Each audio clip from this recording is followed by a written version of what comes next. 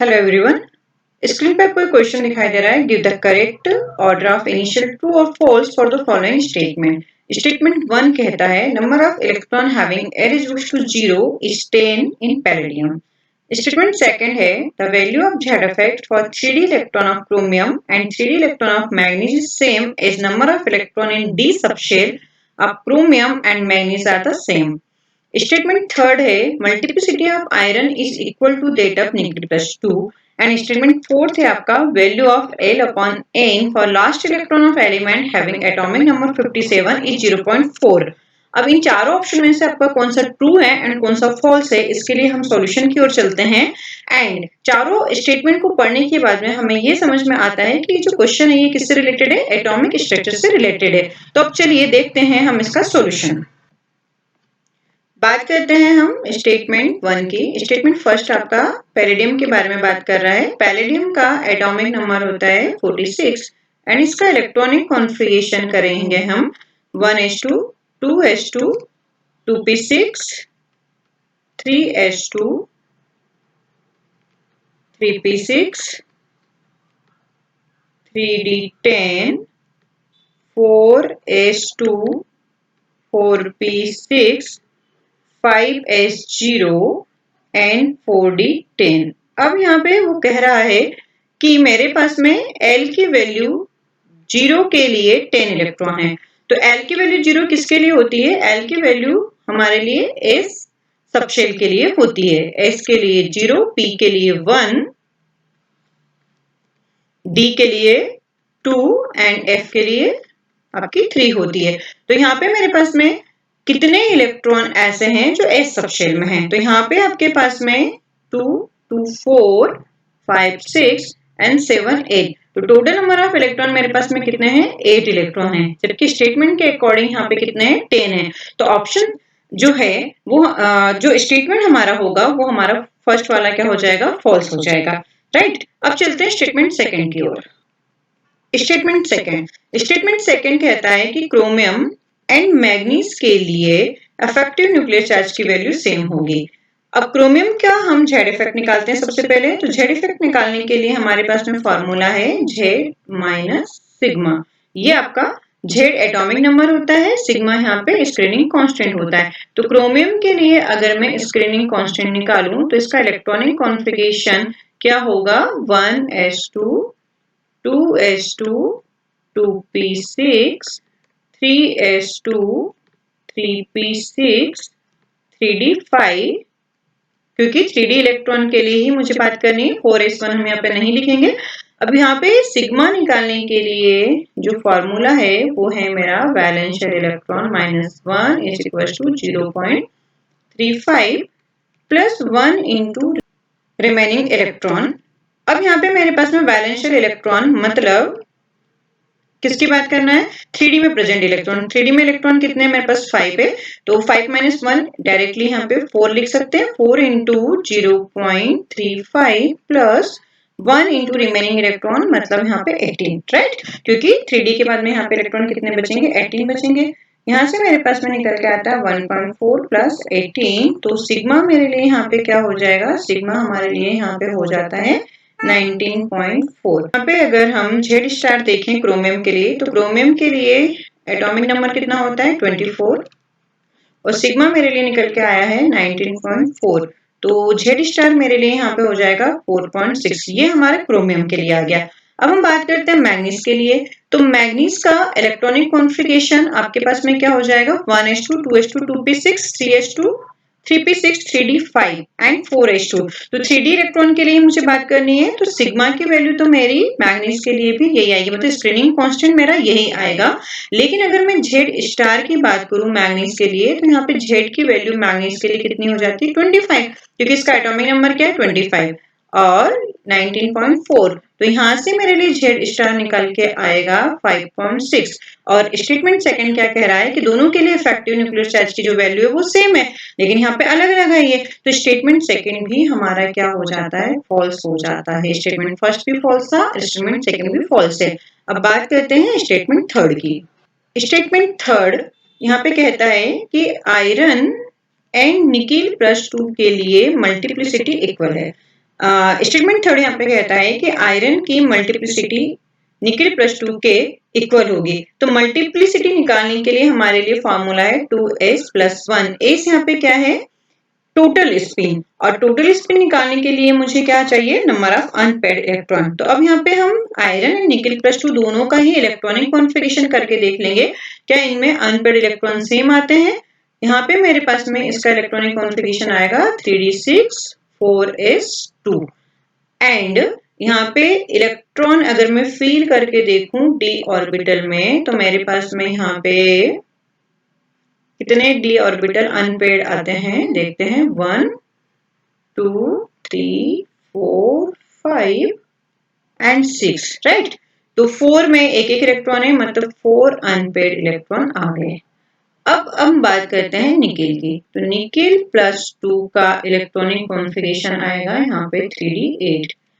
अब डी में कितने इलेक्ट्रॉनिक डी में कितने हमारे अनपेयर्ड इलेक्ट्रॉन आएंगे उसको हम देख लेते हैं। यहाँ पे मेरे पास में आता है 1 2 3 4 5 6 7 एंड 8। तो अनपेयर्ड इलेक्ट्रॉन यहाँ पे मेरे पास में 2 आए एंड यहाँ पे आपके पास अनपेयर्ड इलेक्ट्रॉन आयरन में कितने आ गए? 4 आए। और अगर हम 2s+1 में यहाँ पे वैल्यू रख के देखेंगे तो मेरे पास में स्पिन मल्टीप्लिसिटी सेम नहीं आएगी, इसलिए ऑप्शन थर्ड भी आपका फॉल्स हो जाता है। स्टेटमेंट फोर्थ क्या कह रहा है? स्टेटमेंट 4 ये कह रहा है कोई एलिमेंट है जिसका एटॉमिक नंबर 57 है और इसके लास्ट इलेक्ट्रॉन के लिए L/N की वैल्यू 0.4 है। 57 एटॉमिक नंबर है मतलब ये लेंथेनम की बात कर रहा है। इसका इलेक्ट्रॉनिक कॉन्फ़िगरेशन होता है Xe5d1 4s2। लास्ट वाला इलेक्ट्रॉन डी में गया, इसके लिए एन की वैल्यू कितनी हो जाएगी? 5 हो जाएगी और एल की वैल्यू यहाँ पे क्या हो जाएगी आपकी? 2, क्योंकि डी के लिए एल की वैल्यू 2 होती है। अब यहाँ पे अगर हम L/N देखें तो क्या होगा? L/N 2/5 और ये निकल के आता है आपका 0.4। और ऑप्शन फोर्थ में स्टेटमेंट फोर्थ में आपको यही बोला गया है कि L/N का जो वैल्यू है वो 0.4 है। तो स्टेटमेंट फोर्थ जो है हमारा ट्रू स्टेटमेंट हो जाता है। तो इस वाले क्वेश्चन में हमारे पास में स्टेटमेंट फर्स्ट स्टेटमेंट सेकेंड जो थे यहाँ पे मैं लिख देती हूँ। डी में मेरे पास में था false false false and true. तो हमारे पास स्टेटमेंट फर्स्ट रॉन्ग था, ये भी सेकंड भी रॉन्ग था, स्टेटमेंट थर्ड भी रॉन्ग था, स्टेटमेंट फोर्थ वाला आपका ट्रू था, इसलिए मेरे लिए ऑप्शन क्या हो जाएगा? डी ऑप्शन हो जाएगा आंसर राइट। तो ये आपको क्लियर हुआ। अब चलते हैं क्वेश्चन नंबर 2 की ओर। नेक्स्ट क्वेश्चन है हमारा the correct set of quantum number for the last electron of Na+ के लिए चारों क्वांटम नंबर्स की आपको सेट पूछी गई है। तो यहाँ पे आपके ऑप्शन में है, पहला ऑप्शन है 300 -½ ऑप्शन बी है आपके पास में 310 +½ ऑप्शन सी है 311 +½ एंड ऑप्शन डी है आपका 210 -½ हमारे पास में है Na+ का इलेक्ट्रॉनिक कॉन्फ़िगरेशन क्या होगा? 1s2 2s2 2p6। ये हमें क्या बताता है? Principal quantum number. और ये p हमें क्या बताएगा? Azimuthal quantum number. मतलब n की वैल्यू 2 और l की वैल्यू यहाँ से मेरे पास में क्या आ जाएगी? 1 आ जाएगी राइट। अब जब मुझे l की वैल्यू पता चल जाती है तो मैं मैग्नेटिक क्वांटम नंबर 2l+1 से निकाल लेती हूँ। तो यहाँ पे मेरे पास में आएगा 2 × 1 + 1 एंड यहाँ से आता है 2 × 1 2 + 1 मतलब 3। तो टोटल वैल्यू ऑफ m कितनी हो जाएगी? 3 हो जाएगी। और वो कौन कौन सी हो सकती है? वो हो सकती है आपकी 0 एंड +-1 हो सकती है। एंड अगर मैं स्पिन क्वांटम नंबर की बात करूं तो ये हो सकता है मेरे लिए +-½ राइट। तो हम ऑप्शन चेक करते हैं कि हमारा आंसर किस में फिट बैठ रहा है। ये देखिए यहाँ पे हमने प्रिंसिपल क्वांटम नंबर की वैल्यू कितनी निकाली थी? 2 एंड एजीमुथल के लिए हमने बात की थी 0, जो कि आपकी जो एजीमुथल क्वांटम नंबर होती है वो 0 से n-1 होती है। तो यहाँ पे मेरे पास में 1 होगी p के लिए। एंड मैग्नेटिक क्वांटम नंबर जो थी वो क्या हो जाएगी आपकी? 0 या -1, तो यहाँ पे 0 हो जाएगी एंड आपका स्पिन क्वांटम नंबर -12 हो जाएगा। तो ये मेरे लिए ऑप्शन डी इसके लिए सही सेट होगा। तो इस क्वेश्चन का आंसर हमारा क्या हो गया? डी। अब चलते हैं नेक्स्ट क्वेश्चन की ओर। Which of the following statement is correct for? आपको यहाँ पे एक स्ट्रक्चर दिया गया है एंड इस स्ट्रक्चर के बारे में पूछा गया है। It contain p pi and p pi d pi bond. Option b बोल रहा है it has regular tetrahedral geometry. Option third बोल रहा है θ1 is greater than θ3 and option d बोल रहा है plane which contain maximum number of atom is 4, right. तो इसके स्ट्रक्चर को बना के हम देखते हैं कि हमारा कौन सा स्टेटमेंट सही होगा। स्ट्रक्चर दिया गया है, इस स्ट्रक्चर के रिगार्डिंग कुछ ऑप्शंस उन्होंने दिए हैं और उस ऑप्शन में आपसे पूछा गया है कि कौन सा ऑप्शन आपका करेक्ट है। अब देखिए फर्स्ट स्टेटमेंट जो इनका था वो ये था कि इसमें P pi and D pi bond है। तो P pi and D pi bond निकालने के लिए हमें क्या करना होता है कि कितने नंबर ऑफ ऑर्बिटल्स यहाँ पे पार्टिसिपेट कर रहे हैं। तो टोटल नंबर ऑफ बॉन्ड देख लो 6 बॉन्ड है, मतलब 6 यहाँ पे ऑर्बिटल पार्टिसिपेट करेंगे सल्फर के। तो यहाँ पे मेरे पास में सल्फर के ऑर्बिटल्स में मैं देखती हूँ, यहाँ पे ये एस फॉर सल्फर लिखा है। इसके कितने ऑर्बिटल्स यहाँ पे आएंगे? तो यहाँ पे मेरे पास में 6 ऑर्बिटल में एक ऑर्बिटल आपका कौन सा आएगा? पहला एस, पी के आपके 3 एस पी 3 एंड डी के हमारे कितने आ जाएंगे? 2 ऑर्बिटल। तो टोटल नंबर ऑफ ऑर्बिटल किसके केस में? सल्फर के केस में 6 हो गए। अब बाकी के जो आपके सराउंडिंग एटम है उनके सिर्फ आपके यहाँ पे p ऑर्बिटल पार्टिसिपेट करेंगे। तो आपके पास में ये p और यहाँ पे भी p आएगा, यहाँ पे भी p आएगा और यहाँ पे भी p आएगा और यहाँ पे p एंड यहाँ पे p आएगा, राइट। अब देखिए कि मेरे पास में यहाँ पे total number of single bond कितने हैं। तो सिग्मा बॉन्ड जो होंगे वो 4 बन जाएंगे और 2 यहाँ पे मुझे पाई बॉन्ड दिखाई दे रहे हैं। तो लास्ट के जो 2 ऑर्बिटल होंगे ये मेरे लिए क्या बनाएंगे? पाई ऑर्बिटल का फॉर्मेशन करेंगे। तो इसमें मेरे पास में सिर्फ डी पाई पी पाई बॉन्ड होगा, पी पाई बॉन्ड नहीं होगा। तो मेरा जो स्टेटमेंट फर्स्ट है वो क्या हो जाएगा? इनकरेक्ट हो जाएगा, ठीक है ना। तो ये तो आपका स्टेटमेंट रॉन्ग हो गया। अब बी है, ऑप्शन बी वो कह रहा है कि it has regular tetrahedral geometry.